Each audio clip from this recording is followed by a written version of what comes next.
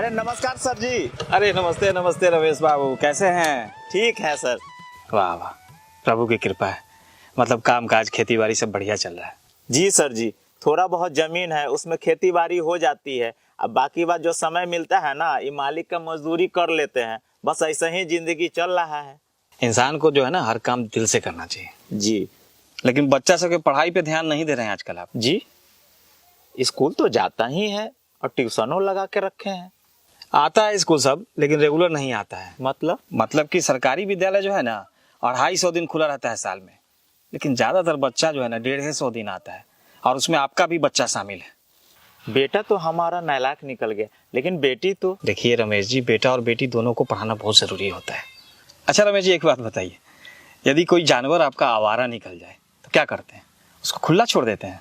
अरे नहीं सर, उसको नाथते हैं, मतलब सीधा करते हैं। मतलब कि जानवर को सही करते हैं जिसके साथ आपको 5-10 साल रहना है, लेकिन बेटा को सही नहीं करते हैं जिसके साथ आपको पूरा बुढ़ापा बिताना है। और आपकी बेटी तो पढ़ने में भी तेज है, लेकिन उसको आप लोग घर के कामकाज में फंसा के रखे रहते हैं। हम लोग किसान हैं सर जी, खेती बाड़ी का भी काम काज रहता है। अरे उस काम में आप लोग बच्चों की मदद सुबह शाम या छुट्टी के दिन में भी तो ले सकते हैं, है कि नहीं?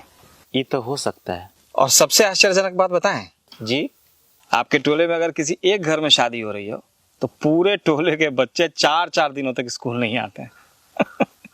क्या कह रहे हैं सर जी? लीजिए, आपको ये भी नहीं पता है कि आपके बच्चे कब स्कूल जाते हैं और कब नहीं जाते हैं। अच्छा ये बताइए, गेहूं के बीज को सिर्फ खेत में गाड़ दिया जाए तो फसल तो बहुत बम्पर होगी। नहीं सर जी, ये कैसे हो सकता है? गेहूं की खेती करने में पूरे 150 दिन लगते हैं। पहले बुआई करना होता है, फिर पटवन करना होता है, फिर खाद मारना होता है। पूरा सेवा करने के बाद फसल होती है। बच्चे भी पौधों की तरह ही होते हैं, सिर्फ स्कूल में एडमिशन करा देने से पढ़ाई नहीं कर लेते।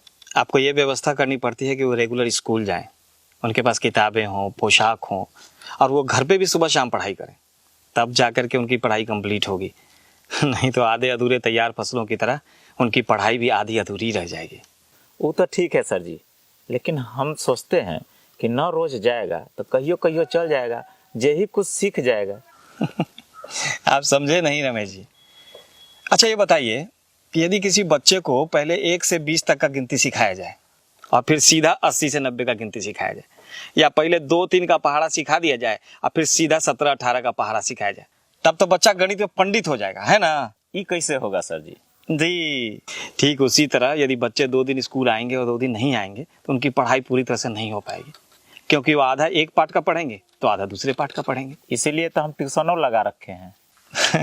अच्छा ये बताइए, 8 कट्ठा खेत को पटाने के लिए कितना देर पंपिंग सेट चलाना पड़ेगा? वही 3-4 घंटा। यदि 1 घंटा पंपिंग सेट चलाएं तब तो खेत एकदम पूरा पट जाएगा, फसल बम्पर हो जाएगा, है ना? क्या कह रहे हैं सर जी? फसलें नहीं होगा।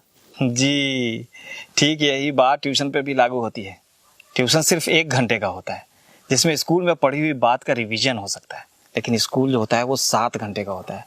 उसमें हर विषय की अलग अलग घंटी होती है, अलग अलग शिक्षक होते हैं, हर पाठ को बहुत ध्यान से धीरे धीरे करके पढ़ाया जाता है, तब जाकर के बच्चे को समझ में आता है। लेकिन उसके लिए बच्चे को स्कूल रेगुलर आना होता है। सॉरी, लगता है कि हम आपको भाषण दे दे करके बोर कर दिए, है ना? अरे नहीं सर जी, आपने तो मेरी आंखें खोल दी। जब हम लोग अपना पालतू पशु पौधों सबका इतना ख्याल रखते हैं तो अपने बच्चों का ख्याल क्यों नहीं रखेंगे?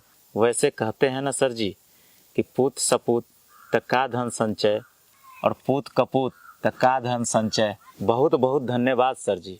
अब मेरा बच्चा रोज स्कूल जाएगा, ये वादा है खुद से। बहुत बहुत धन्यवाद जो आप मेरी बात को समझे। अच्छा अब मैं चलता हूँ। जी प्रणाम। प्रणाम।